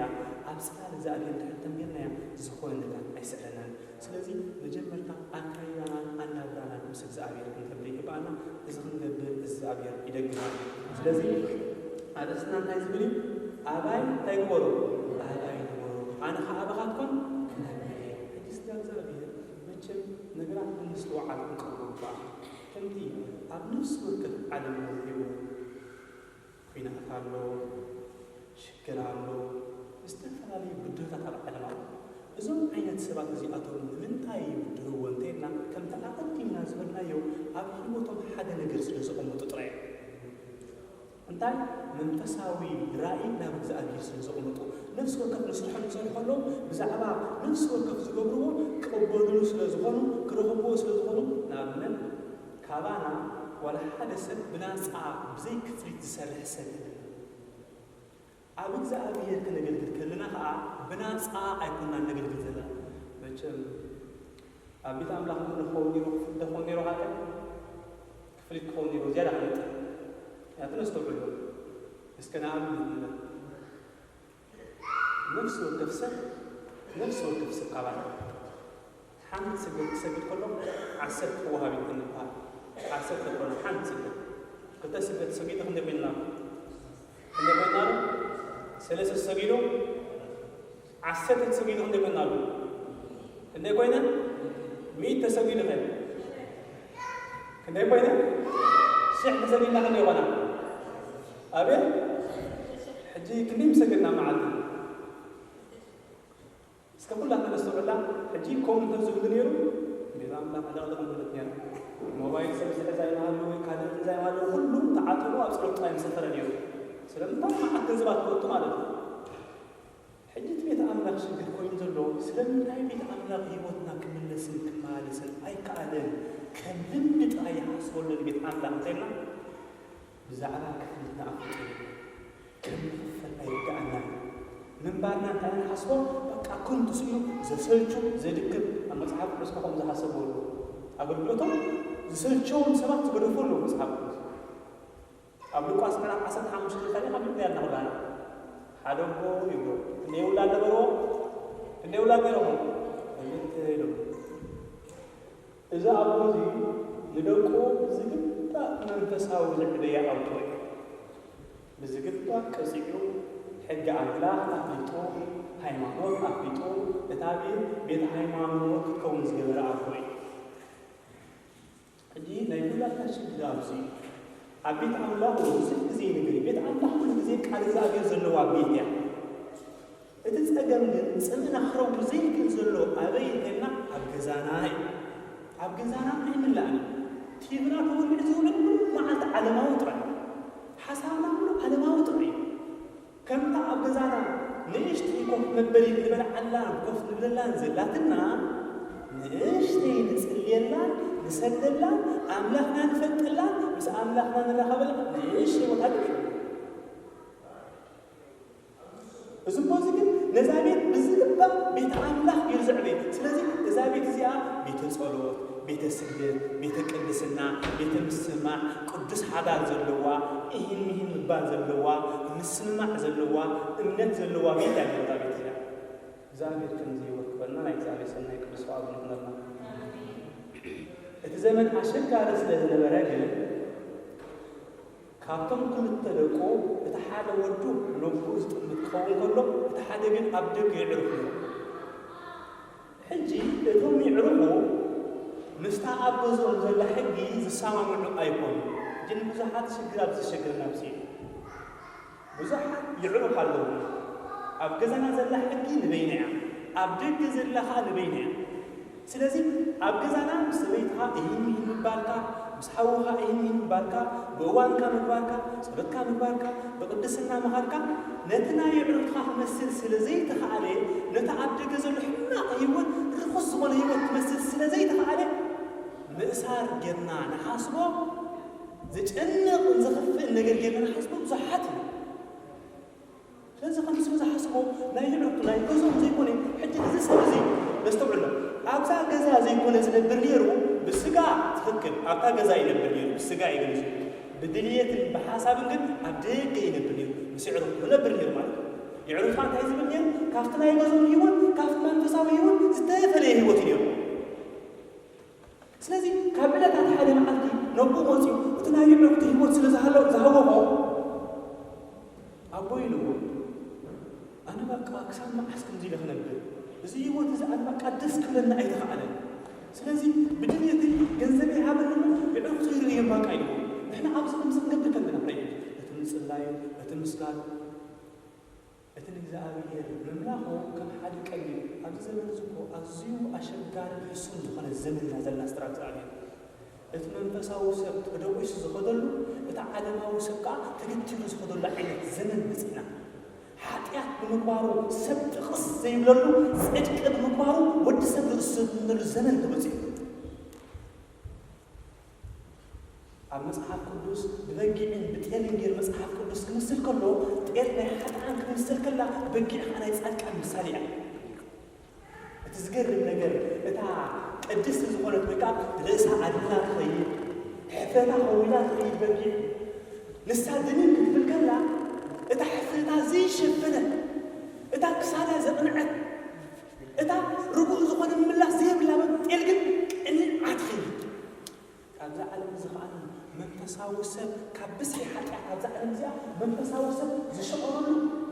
መርጋፅና ከፊልዎ መውፃእና ንምታውና ከፊልዎ ናይ ሓጢኣት ማዕፆ በዚሑ ናይ ጽድቂ ማዕፆ ውዒሉ ጽቡቕ ዜና ጽቡቕ ቅስና ዝስማዓሉ ዘይኮነ ዘመን በፂና እዚኡ ልትወድ ሸጊሩ በቃ እቲ ኣብ ቆሶም ዝነበረን ኣብ ደገ ዝነበረን ኣዝዩ ዝተፈላለዩ ህይወት እዮም ስለዚ እቲ ምፅላዩ እቲ ምስጋዱ እቲ ምስ እግዚኣብሔር ምንባሩ እቲ ብቅዱስ ናብራ ምንባሩ ከም ሓደ ዘይጠቅም ጥራይ ወሲዱ እግዚአብሔር ህይወትና ጅምር ዘይኮና ፍጽም ተከውን እግዚአብሔር ደግፈና አሜን አቡ መንፈሳዊ አቡ ስለዝነበረ ሙሉ ናጽነት አብሩ ስደቁ ስለዝነበረ ንወዱ እታ ሐቂ አፍሊጡ ከም ዘይትጥዕሞ ነቢሩ ካብታ ቤት እንተርሒቁ እንታይን ከጋጥሞኹም ዘለዎ ሕጂ ነስተውዕሎ ጸላእ ሰናያ ክንወፅእ ከለና ኣዝዩ ገፊሕ ነገር ይዘልየና ምስ ወፃና ግን ጸቢብ ነገር ኮይኑ ይጸርሐና ምክንያቱ ሄዋን ክትወፅእ ከላ ካብ እግዚአብሔር መጀመርታ ዝረኣየ ዓይኒ ካሊእ እዩ ምክንያቱ እንታይ ኢልዎ ካብዚ ተበሊዕኹም ኣምላኽ ክትኮኑ ኢኹም ኢልዎ ኣምላኽ ምዃን ጥራይ ኣብ ኣእምሮ ኣርአያን እዩ ነስተውዕሎ 7 ዓመት እኮ እዛ ገረብ እዚኣ ሓልያታ እኮ እያ ተኸልኪላ እንታይ እያ ኣይበለዐታ ምስ ሰብኣያ ሪኦማ ካብ ኩሉ ወንገነት ክበልዑ ክሓልፉ ከለዉ ነዛ ገረብ እዚኣ ርያ ኢሎማ ትእዛዝ እግዚአብሔር ዘቅራብ ኢሎም እንታይ እዚኣ ዘይትግባአና ገረብ እያ እዚኣ ከይትበልዕዋ ዝብልና ገረብ ኢሎ ረጊፆማ ከይዶም እኮ እዮም ኣብ ሂወትና እኮ ክንደይ ግዜ ከምዚ ጌርና ኢና ኣቐዲምና ዝሓደግናዮ ኣቐዲምና ዝገደፍናዮ ዝሰዓርናዮ ሓጢኣት ተሳዒርና ኢና ብሂወትና እግዚአብሔር ካብ ዘይሓልወና ሕጂ ነስተውዕሎ እቲ ምስጢር እንታይ እዩ ናይ ስዕረት ምስጢር እንታይ እዩ ንዝብል ትዛረብ ከላ ምስ መን ትዛረብ ከም ዘላ ስለዘየስተውዓለ ብምሉእ ናጽነት ኣብ ኣእምሮኣ ምሉእ ቦታ ሂባቶ እዚ እዩ ንሕና ንመን ቦታ ንህቦ ኣብ ሂወትና ንመን ዕድል ንህቦ ንመን ምስማዕና ንኸፍቶ ምስማዕና ንዝኾነ ይኮነን ክኽፈት ዘለዎ ከምቲ ኣፍና ንዝኾነት ክትበልዕ ዘይትኽፈት ትዕፅውልን ትኽፈተሉን ትማሚሉ ግዜ ዘለዋ እዝና ከዓ ንዝኾነ ዘይሰምዕ እዝኒ ክህልወና ትኽእል ኣሎ እዚ ክብኝ ይደና ስለዚ ስለ ሰምዐት ያወዲኻ ስለ ሰምዑ ይወዲኹ ምስ ሰምዐቱ ብበላ ቦታ ሂባ ዓብዪ ጌጋ እያ ተጋግያ ንስተውዕሉ ካብ መጀመርታ ምክንያቱ እዛ ሓንቲ እዚኣ ዝተዋህበቶም ብሓዳር እያ ተዋሂባቶም ንኽልቲኦም ሰብ ሓዳር ኢላ ንባዕላ ርእሲ ኮይና ሙሉእ ውሳኔ ኣብ ነብሳ ወሲና ይምፃእ ኣይበለትን ሓሳቡ ተሓትት ኣይተፀበየትን ብዝግባእ እንታይ ዳ እዝና ብዝግባእ ስለ ዝሃበቶ ነዚኦም ኣባያት ግዛብ ከሉ እንታይ ብሎ እታ ቀዳሚት ህዋን ኢሎማ ምስቲ ዝወደቐ ዲያብሎስ ተዘራረበት እዩ እታ ዳሕረወይቲ ህዋን ምስቲ ናይ ራማ ልዑል መልኣኽ ተዘራረበት እታ ቀዳሚት ህዋን ሰሚዓ ሓጢኣት ጠነሰት ሞት ከዓ ወለደት እዩ እታ ዳግማዊት ህዋን ግን ህይወት ጠኒሳ ትንሳኤ ወለደት እዩ እታ ቀዳሚት ህዋን ኢልዎ እቲ ዝወለደቶ ቀታል ነፍሲ ኣፍሳስ ደም ነበረ ኢልዎ እታ ዳሕረወይቲ ህዋን ዝወለደቶ ግን ደም ምፍሳስ ዘንፀት ነበረ ስለ ቃሉ ስለ እግዚአብሔር ዝኸበረ ዝተመስገነ ይሁን ኣእምሮ ዕድል ስለ ዝሃበቶ ሽዑ ኣብዚ ግዜ እዚ ክቆፃፀር ኣይክእልን ሙሉእ ዕድል ስለ ዝተሃቦ ከምቲ ኣብ መፅሓፍ ቅዱስ ዲያብሎስ ንይሁዳ ክስሕቶ ሓሳብ ኣብኡ ኣቐሚጡ ነበረ ዝበሎ ማለት እዩ ሓሳብ ኣብ ህዋን ምልኣት ኣቐሚጡ ሕጂ ዝሰርሕ ዘሎ ሓሳብ ናይ ዲያብሎስ ኣብ ኣእምሮ ኣትዩ ምልኣት ሓሳብ ዲያብሎስ ኣብ ኣምፅኣቶ ወይ ብቕጥዕታ ሰብ ተቐይራሽ ሓደ ኣካል ኣብ ነፍሳ ስለ ዝኣተወ እቲ ሓደ ወፂኡ መንፈስ እግዚአብሔር ካብኣ ተዓልዩ እቲ ስለ ዝኣተዋ ሽዑ ብናይ ፅላዕ ስናያት ኣጠማምታ ጌራ ነታ هاجر كتم هاجميرا شو نستوعب الحج مسرعية هاجر بتاعت وين كانت ترياتا تبغى ترياتا نمبلع دس تبل قلب حتى عمل من تاي دس هاي ولا حج بالملأ عدل تواهي بسوزني دس لزبلتا كيدا بلعتها إزين بقى لا تستأثر زلوا وجهان لا يعرفتم الزررة لا يعرفتم السكر لا يتم عبدك زرق وسبات كفتابيت عملا زوج وسبات زربا زسلع بسي زحات وين خبيت عملا كبدك زرباتا رخيبنا زوج أنا كبدك مقليا زي كلهم ورنا كابك زعبي عملا زفرينا كبدرت حيواناتنا زفرينا كابنتنا كبدقمانا زفرينا يعني نملك نسمع خمس قبعنا مجمع تحرصوا على قبعنا أبينا أي أعزانا كفتل كختلن زقبو نقول ما لهم قوة نسبرن قدس قبيل أي نقول التناول ممياز تجزية ويتانا يسكت سون مسجد فتنة خلوا قال أملاك سوز تداربه الشيء اللي تقبله كيف كلاي رحائم أمرنا نبي نسمع إذا سبزي أبوز نبرز يقولي أبدك اسمه سمجم لزوتي مسوات خاو كاويو عزينا بحب زخون حاجر كدينو إذا مالت كافتا إتابين إتابو مسالي بزابيريو إتابين مسالي بيت بزابيريا إتون دكي مسالي أقلت بيت أملاح كافتا بيت حق عدي كدي مالت كافتا بيت أملاح وحق هيوت وحق منبرو كدي مالت بزابير كابزي حلوان حصل نقولنا بزي أكسر زلوا حق عدي كابن زابير يبوتو أزياء فلان أزياء رجع يهو بحق سجد مسكلي بتزنورو مخلي مالا زنورو سنن قبع زنورو لازا زنورو قدسنا زنورو مستوعال زنورو طبب بناي طفعات أكايدا كلن سنن مقارو بحد فيه أمو داتا كبر زي يقول تارا زمان عين تسبوي أبتعكر بطمت أمود أتسبزي أزكو مستوى لسبوي أبتعبت أملاك نعت دابي سابزا حد تعبيسو تزخون جن إذن الكرام الشكل زن أمي خوان جن بوتو أحدي وأغد بوتو أحدي كخطابي تزابي فلذي برتع شكل مسكوني كتساورو تسأل عزم خلصيو إذن سأني انتا يبقى مسحا قدس ولا حد يدليل صرحوا من سلسلة سأني هيوت الزقون سرحوا بقعتي نبات الشعور عزيز استبرا شو مسألة أسنية تستجزء هيوت يعني شو عمدك حل جميل عمدك حل جميل ومسعى قرد عمدك أبحاسما يزيد أبحاسما زلووتا إذا سبز خقل في الجمل حاسما قول كله وزي مخنيات هيكون أبتيو حاسما مسحى قرد حدا مخنيات سلزلوين سلمتا يا أبحاسما يقول مخنياتو حسنا أمسحاب قدوس أقدم نبي موسى قلت صوب زلوا مخنيات حدا خاطهم مثالي ناي أحزاب مالتيا أبني حاجة أحزاب جزء كوين مالتهم زعل كتا وزعل حسنا يكون زعل مستيم أقدم أبريك لان تايلو أجارم مستشدم أجارم زي تشدم يلويو موكسر زمونسون موكسر زي مونسون زي أطلام يلو تما أجارم في الله زلوا تايبرو منا تايبرو منا بالعوم أعقارهم كلها زي يقولون قد عاوينا كرنا زوج زي حسمان هذه البلع حسمان هذه البلع ذكرت من النبي أبو بكرنا نحسما يكونون بطعم السكا نتارا زوجنا ما أكينهم نحن نتي زي تفقدنا نقرأ نبلع المتعة ስለዚህ በሐጽራ ገባብ እቶም ፍላይ ዘለዎም እግሮም ማለት ፍላይ ዘለዎም ብልዑም ዝብልና ንዓና ደቂ ሰባት ፍላይ ዘለዎም እግሮም ክንደይ ነይሩ ከመይ እግሮም ኣይክልትዮም ፍላይ ዘለዎ እዚ ማለት ጽድቅን ኃጢአትን ንጽህና ቅድስና ጸልማትን ብርሃንን ዲያብሎስን እግዚአብሔርን ገነትን ሲኦልን ክልቲኡ ፈሊዮም ዝፈልጡ ሰብ ማለት እዩ እዞም እንስሳ እዚኦም ብልዕዎም ንእመን ማለት እዩ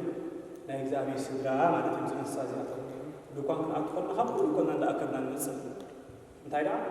من تساوى أمره زي دينا تغمنا زي فكادنا زي فكادنا كده هيكون تصبح شيء الشيء مالتي أيقول لك مسحة قدس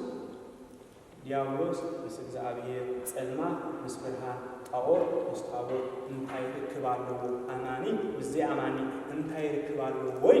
እዚህ አቶልኩም ጭዳ ዝባሉ ስለዚህ እዞም ዝስፈልጡ እንታይ ንገብሩ ንሕና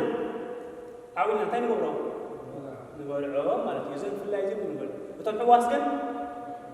እዚኦም ማለት ሕዋስ ማለት ካ ሂወቶም ሙሉእ ሕውስ ማለት እዩ ተደልዮም ሙስሊም ይዋስሉ ተደልዮም እዚህ አማኒ ይዋስሉ ተደልዮም ይበሉ ተደልዮም ይስሙ ተደልዮም ይስርቁ እዚ ክገብረኒ ዝብል ሕጊ ኣብ ኣእምሮኦም የለን ልበ ኣምላኽ ቅዱስ ዳዊት እንታይ ኢልዎ ንዓኻ ምእንቲ ከይብድል ንቓልካ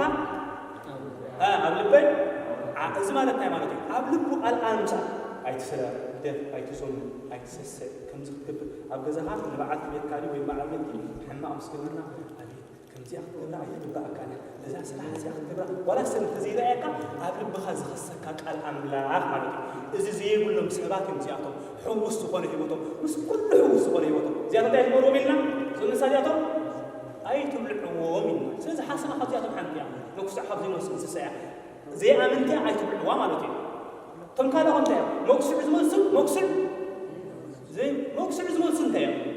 እቶም መኩስዕ ዝመስሉ እንስሳ ናይ ምእመን ምሳሌ እዮም ዝብልዕ እዮም እዚኣቶም በረኻ ምስ ወዓሉ ዞም እንስሳ እዚኣቶም ካብ ኩሉ ነገር ክበልዑ ዝወዓሉ ኣብ ገዝኦም ምስ መፁ ነቲ ዝበልዕዎ ከም ብሓዱሽ ኣውፂኦም ሓይኾም ዓቂቖም እንታይ ዝገብርዎ እዮም ምግባር የለን ሕጂ እዚ ስነ ምግባር እዚ ማለት እዞም ዓይነት ደቂ ሰባት እዚኣቶም ከዓ ደኺሞም ምስ ወዓሉ ሰሪሖም ምስ ወዓሉ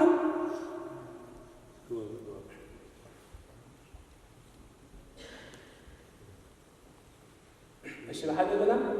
ስለዚ እዞም ሰባት እዚኣቶም ከዓ ከምቶም እንስሳ መኩስዕ ዝመሱ ኣብ ምድቃሶም ደኺሞም ስርሕ ምስ ወዓሉ እዞም ሰባት እዚኣቶም ከዓኒ ኣብታ ድኻሞም ኣብ ቤቶም ክመፁ ከለዉ ንእግዚኣብሔር ኣምላኽ ኣብ ምድቃሶም ዝዝክርዎ ማለት እዩ ዘኪሮሞ ድኽም ምስ ወዓሉ ዘኪሮሞ ዝድቅሱ ሰባት ማለት እዩ ከምቲ መኩስዕ መልሶም ዝድቅሱ እቲ መኩስዕ ከይመለሱ ብዘለዎ ዝድቅሱ ከዓ ናይ ምን ምሳሌ እዮም ናይቶም ዘይኣመንቲ ምሳሌ እዮም ብዘለዎ ዘይኣመንቲ መፅኦም እቶም እንስሳታት እዚኦም ብልዒ ውዒሎም ኣብ ዘለዎ ዝድቅሱ ማለት እዩ እቶም ዘይኣመንቲ ከዓ ብዘለዎ ከለዉ ይድቅሱ ዝገብርዎ የብሉ ሓሰማ ሕጂ ናይ ምን ምሳሌ እያ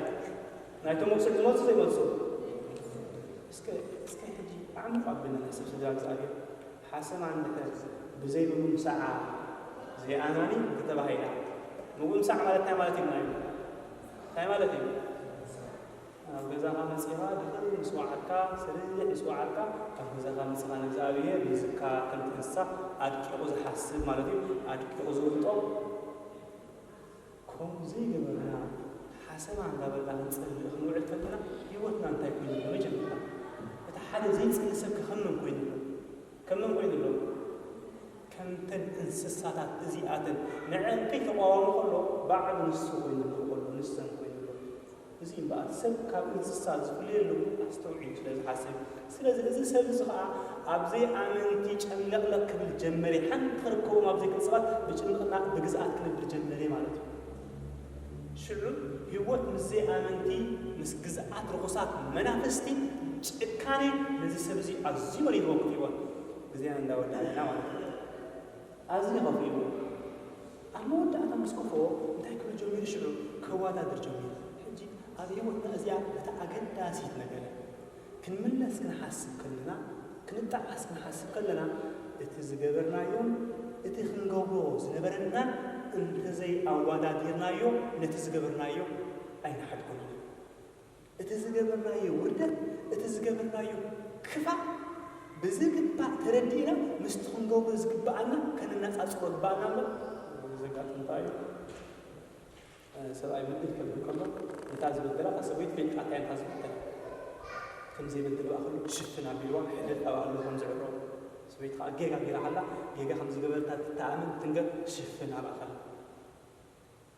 ግን ብንጹር ጌጋኻ ምፍላጥ እንታይ ከም ዝዓለኻ እንታይ ክትገብር ከም ዝነበረካ ብንጹር በኣእምሮኻ ምሕሳብ ስለዚ ሰብ ዝሓስብ ጀምሩ ይልሹ ብዙሕ በያጥሒ ለካ ኣብ ቤተይ ክብል ጀምሩ ብዛዕባ ቤቱ ክሓስብ ጀምሩ ሽዑ ኣብ ቤትና ስንበሪ ብዙሕ ነገር እዩ ዘሎ እዩ ንዕኦም ተሪፉ ነገልገል ተሪፉ ሲ ንዓና ክኸውን ዝኽእል ብዙሕ ነይሩ ኣነ ግን ናይ ሓሰማታት እኳ ተረፍ ክበልዕ هذا اللي كتشنق جمهور يموت هو مس جمهوري شو كابزين بقى للساحة عزمس مس حسبي حادثة أما صاحب كرسي يقول له كده يقول صار كرسي قالوا كابز سكاز قبل الحل وينو مجمع تاروس هاي وري ولا هاي قبل يمر إذا ودخا كمان لعنا بيتهم من الناس قالوا أقدم كل روس عبارة وي مرمر وي مسمرمري بتزنو ورا هيوت حماق هيوت مخان طليط وي أبي هيوت محجي كم بحل راح يزنا ينخيل أصير كندي نقرزون كم بحل أبي هيوتنا أبيت أملا زمننا منو تمارا لسنا زمننا منو مارس مرعانا بقى موسونا شلو برخص بوايلا بأستيس سك نقر هنا أبي هيوتنا زيت قطول نقرات بزحات كنزلوي قبل السجا أبانا جينا سلطينهم زلوا زمن كتير زابير كابزي حلونا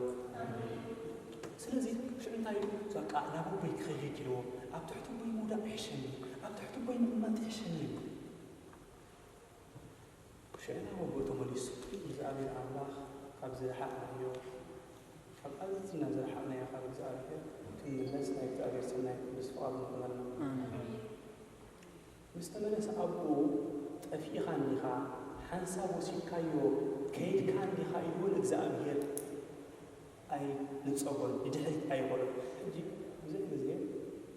حتى من بالكلمة على حاجة زي برضو حتى جري في بالكساب خير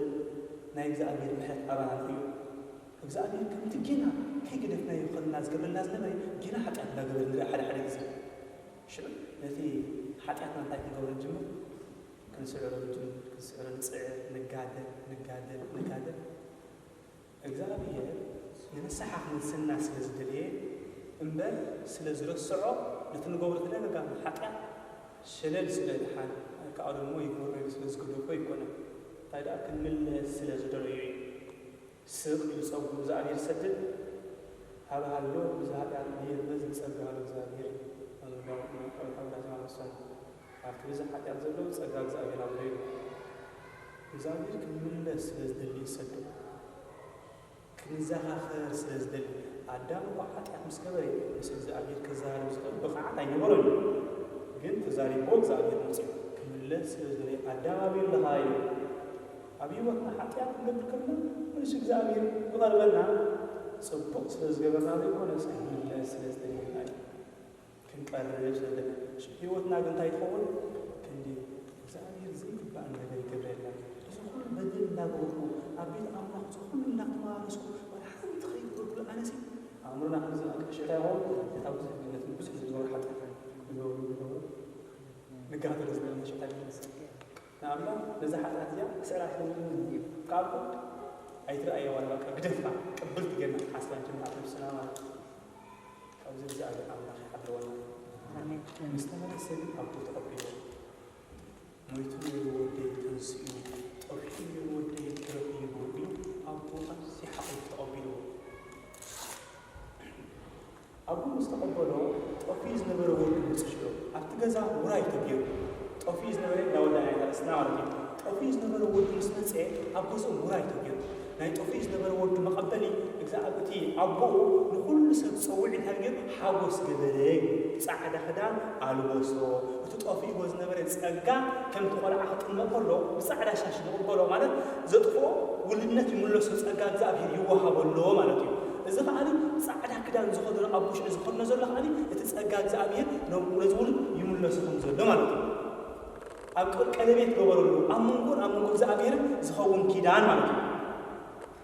أمنقول كيوم زخون كيدان زابير كل سنة أتشوف تحويسهم نبلع حرود كيرو سوون لهم مقرا نبلع نستيل أبو حوس كيرو شو هذه قال زي الحوس أنا حد ولا بس تأبجز خلا يزني ولا بس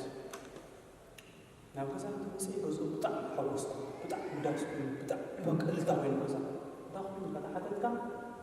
توفيز نبلع حوس هذا مريسي أبو هذا حوس نبجز كيرو تاير شيء ولا تاير تغلى ولا أعطني المقتص أعطني أستوعب تابين بيت أملاك بتوم سدرا إجزاء أبو إجزاء أبي بتوم مرد أقل بتيم نبتا بيت أملاك أعطني تطفي زنبلسه مستملسسي أفتبيت أملاك كبر مستقبرلو أفتبيت أملاك زبا قابلا مستقبرلو إذا أقل زي تايلو أي أتوني أبو تصوي مسو يزو اللي تهم قيت أتطولو مخنيات أبوي أنا كو مساحة خبر كله وزو كل نجار كجبر كله نشبرك تيجي حكوسون حدا انتهى قانون هذا ما حاسب يكون حجي هذا بيتزي أزبر كل زنبور كل تيوم قناعة هذا قلت له ربما يكون كل تياتهم قناعة هنا نسون كجل جبون مخالف وليت زي كنا زي الجنيرو إذا أنت زي جبر كمله إذا أنت زي سلاح كمله إذا أنت زي جبر كمله كحد إذا أنت زي جبر كه إذا أنت زي بخبر أنت زي تأمنك العلم أنت زي يقولها أنت زي يقولها نجزء أبيه أو يدو نعحات زي أمتها نسخات هزار أنت زي يقولها زي بيوت ود ما تحاولوا تودس هاي بنو أطمين وبك سلزي حقا نعيب أنت ودي نوشي أنت يوسك عاوي ناخذ هذا تايلو زناتي عاوي نزناتي يقول الله زمن من أبيت أملاك تو أيتا تلقي زمن من أبيت أملاك تو أمتي اتناي إذا أبيك ناتم خام زي فلت أجل كالي نجزا أبير زي فلت نجزا أبير أجل كالي تسمي دي ولا خلص توقف بان أبيت أملاك يجي أهلا حقا إذا حالة أوكي زمن لسلو أبوتك نزخل توخلو كاب ناي كلتيوم تفعل ناي تعب جزاز نبرد أفعك عبيو إذا عب جزاز نبرد أفعاته أنتي مخانو أي فلتي أي رئيم وتوعي سبقوا يقسلتي إذا سبق لزلوغن نزقوا بركفعات أي فلتي إذا عبيت أوفيس نبرد أي ترعي لذي إذن تاي مرأيات فقر حاوكم زيهم نحاول نزل كسي سوي عبيت عملك أنا نبرد فقر حاوك زيهم لذي إذي هذا استنا ودي نعينا عملتي أملاكنا نستول زبقوا عن نستال زابير كم تزابير عملا حاوين أنا أبخاتكم كنبر زبلنا أبيت أملاك نسينا ننفساوي الرأي أهلونا ننفساوي أطعامة أهلونا كل نجر دحر مسك زابير بالخابز قري بجمر تحيوتنا بين نجزابير كتطيو كلالوا نزيم حدا أبن تايلهم نجزابير برخاد له بحر له سماء له لعل له تحت له سينا بكاس الصفات أبي خير كاين يا أملاك نسان أبو كلنا تحدث فيهم بيعيو بتحدث رأيو كلمة إذن بالنا أبو زي تجحد برهان قبل بنا بزعير أبيتنا بملأ بحد سير كن رهول خير تقول كنا تمسنا أيكون نتعلم رهول خير نجزاوير من مسألة أو نقل أبزانا نقول كله نجزاوير مسألة كنبر أبيتنا بوتا خلوه كن فقدر مجمع تزدل نجزاوير كمان لازم زابير نقبل بفنان كايلانا مسك زابير نقبل النابنا مسك زابير نقبل الزمن زي حشجار زمان الزمن تفعل زمور الزمن انتاي تايكم سمع زشانو انتايكم زريو زشانو انتايكم زارو زمن يمو نصلو كن انتايكم زارو زشانو أنا جزء أيقونه نجزاوير كن نخين سمع زشانو أنا جزء أيقونه نجزاوير كل سام نخينري كل سام نخينري ممكن زخبلنا سبب هو تطالب استدراك زابير نستوعب كل ساعة مسحات أبغزانا تدير المدير أبيت أملا زوجو أو مسحات تسوين له أب علم زوجو لونجن من نواس أبين كنده وطن أبو تصمد له لا تخجل سنا زخل نجر كابزين ويا كنوس أو نابزين ويا لنا كاب تقول من على زابير كذا على هاي واحد من ويا وطنا مسألة كون التباب نجزابير حازع نجزابير مركا نيست الزمن نجزابير خط السعر كستون تايد أبين تايد وهاي انتاي بين وهاي تراي تزوجبني وطنا اسكي أبغزانا نجزابير خط السعر أبزم الناس سواء زين قاسي نترفو بصحفس بقبري هل لقوس كلنا تنور نفسنا سواء زين تايم بان بقال نفطون زين نفطون بقبري انتاي سواء انتاي سولو انتاي منفساونا انتاي منفساويان مالت انتاي دقا عدو نفسان مالت انتاي مالتي نابزم تقول أكساد وددنا بالسبع يقول أقولنا وددنا مسبب البلد أيضا إحنا خبز الجري وكلها نابز زين أبغزانا يكون عم أدنا أبيت أملاحنا أكف على لي بوتانا كم كبرنا عنا نقمت كي وارد بيت أملاح كم كبر نقمت سب كم كبر ኣብ እግዚአብሔር ዓይኒ ዝብል ኣእምሮ ባኒሖም ኣብ እግዚአብሔር ዓይኒ ከመይ ተቐሚጠለኹ ኣበይ ናይ ቦታ ተቐምጥሎ ኣበይ ናይ ቦታ ቆይመ ኣለኹ ክንደይ ምክሊት ዝኣኽላ ኣብ እግዚአብሔር ኣለዋኒ እዚ ሃዋርያ ቅዱስ ጳውሎስ እቲ ናይ ምድር ነገር ሓላፊ ናይ ሰማይ ነገር ግን ኣይሓልፍ ስለዚ ንሕና ኢሉ ናብቲ ዝሓልፍ ዘይኮነስ ናብቲ ዘይሓልፍ እንታይ ንገብር ኣለና ናይ ጥምታ ኣለና ንስሆነ ኣጣምታና መዓት ኣበይ ኮና ነቶም እግዚአብሔር ዝረኣዩ ቅዱሳን ኣብ ክንዲ ክንርኢ ንውዕል ናብኦም ክንዲ ክንቀርብ ንውዕል ኣእምሮና ናብ ዘይከውን ነገር 24 ሰዓት ትኾኑ ውፅኢት ናይ መንፈሳዊ ይኹን ዘይብልኩም ሽም ወዳእታ ግን ናብ እግዚአብሔር ምቕራብ ናብ ስእሊ እግዚአብሔር ምቕራብ ምስንታን ምስ እግዚአብሔር ምዝራብ ንእግዚአብሔር ምርኻብ እዚ ንቅዱሳን ኣብ ምትክ ሃይማኖት ኣብ ኣለታዊ ገለ መንፈስ ቅዱስ ሕጂ ትርግምና ንሰምተሎም ነኽብሮም ንዝምረሎም ንሽብሽበሎም እንታይ ስለ ዝገበሩ በቃ ብሓጎስ በቃ ኣብቲ ህይወቶም ዘይብለ ብሓጎስ ንዝብል እንታይ ስለ ዝገበሩ እንታይ ስለ ዝሓለፉ እዮም ሲቡ በቃ ነዚ ዓለም ስዒቦም ኣይኮኑን ዓለም ሓዲጎም ሞ የምና ዓለም ትወጡ ሓደ ጠቕሊሎም ንዓለም ሓዲጎም هذا حدا وعالم سيباتهم شلت تحريم تشبشب على هذا حدا وعالم كعابي بس كذا عالم فلوس قليت الساعة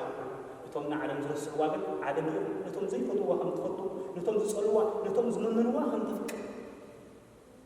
زي وقتنا بجملة بعد كل ساعة سيما بعد كريستوس سامرا زي كل سنة هاي سلز جبرين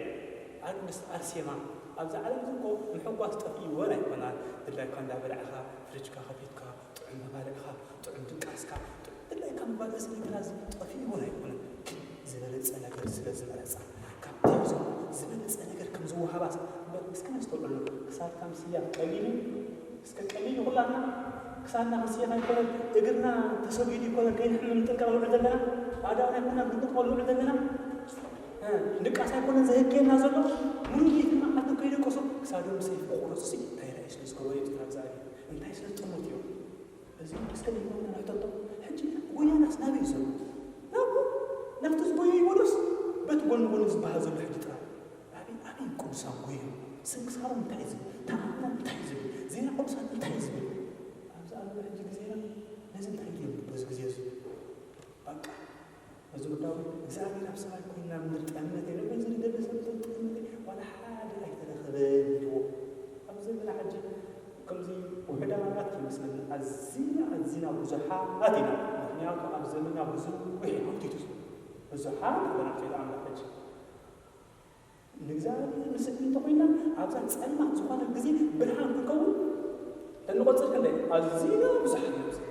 هؤلاء عسر تغلط سترينه وسقيه نعلم اليوم إذا عسرت فهمت علامة برهان قلوا عسرت دخلت جن أخلات سبات يوم عسرت دخلت أخلات سبات من فسنا وصل البار زلوا من فساوي تحتنا حكايلا كندسنا لوها حاجة هنا تأمن كان نفسنا هاي اسمه مسرح يوتنا مسرح حكايلا نفس سالي لك فنا